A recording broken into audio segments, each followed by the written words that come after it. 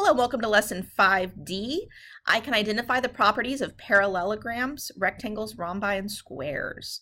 So we're going to start off with parallelograms. And a parallelogram is actually a quadrilateral, that means four sides, quadrilateral, where all of your opposite sides are parallel.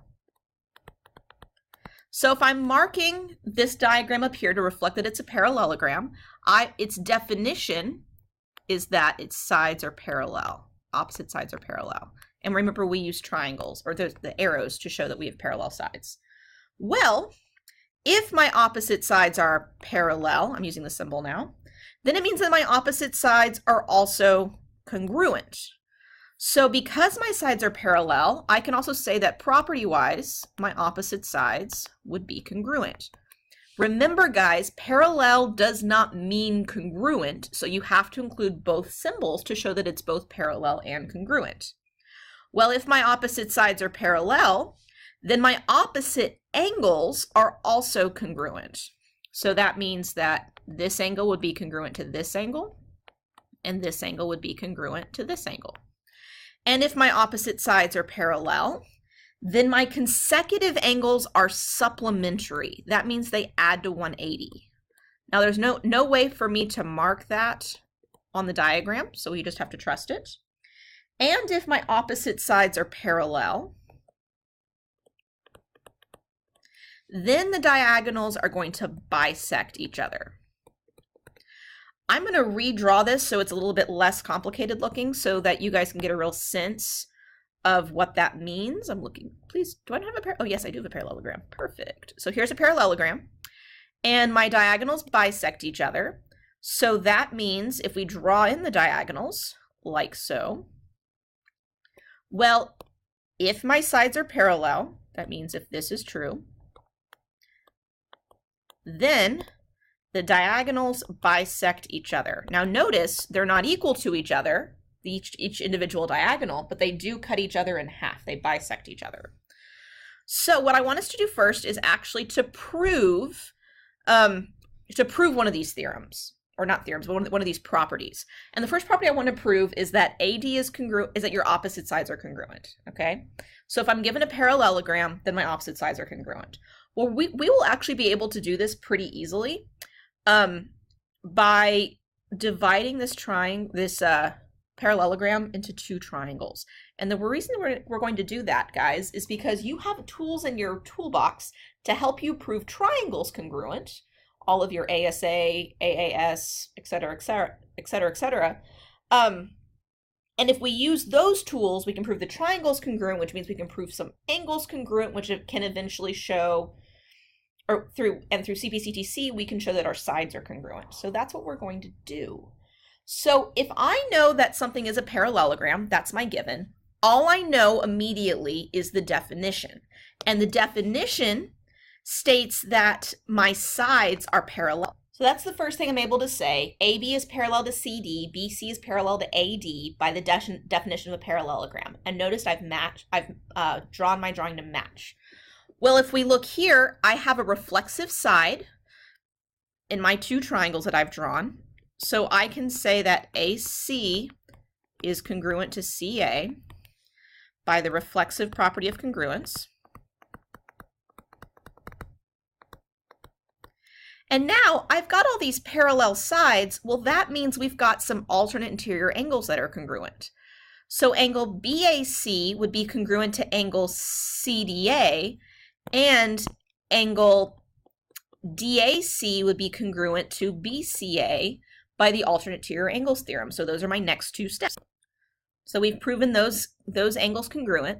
Well, now, if you look, we've got a shared side, an angle, a side, and an angle. So I can actually prove my two triangles congruent by ASA. So my triangles are congruent by ASA. And because my triangles are congruent, then their corresponding parts are congruent. That means this is true by CPCT. So AD is congruent to BC by CPCTC, and AB is congruent to CD by CPCTC. And we've proven what we want to prove. We're done. All right, so that was all about parallelograms. Now let's look at rhombi, or a rhombus, if we're talking about it in the singular. A rhombus is a parallelogram with 4 congruent sides. So a rhombus is a special type of parallelogram. So it inherits all of its properties, okay? But it also has some unique things about rhombi that parallelograms don't have. A rhombus has diagonals that are perpendicular, and that diagonal is going to bisect the angles of a rhombus. So what that looks like. Our definition says that all of our sides are congruent. So this is by definition what a rhombus is. All my sides are congruent. Well, we can take that further and then say that some of its properties include that the diagonals are perpendicular. That's property 2. And that our diagonals actually bisect these angles. So these angles here would be bisected, like so, as would these guys. Just like that. We say that a rhombus is equilateral because all of its sides are congruent. Now, our next type of parallelogram is actually a rectangle. And a rectangle is a parallelogram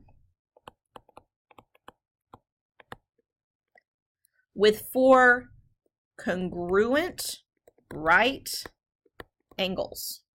They're all congruent, and if our angles add up to 360 degrees, well, we've got 4 congruent angles, and 4 goes into 360 90 times, therefore they're all 90 degrees. So a rectangle is also a special type of parallelogram, so it inherits all of its properties. But it also has diagonals that are congruent, so that's something that's special just to rectangles. So again, a rhombus had perpendicular diagonals that bisected the angles, whereas a rectangle has congruent diagonals. So if I'm marking this rectangle, the definition states that all of these angles are congruent right angles. And then this new property here, this property number 2, states that these diagonals, JL, will be congruent to the other diagonal, KM. So that's all of your cool new things about rectangles. We say a rectangle is equiangular because all of its angles are equal. So let's take a look at our last type of parallelogram, and that is a square. Well, a square is actually a parallelogram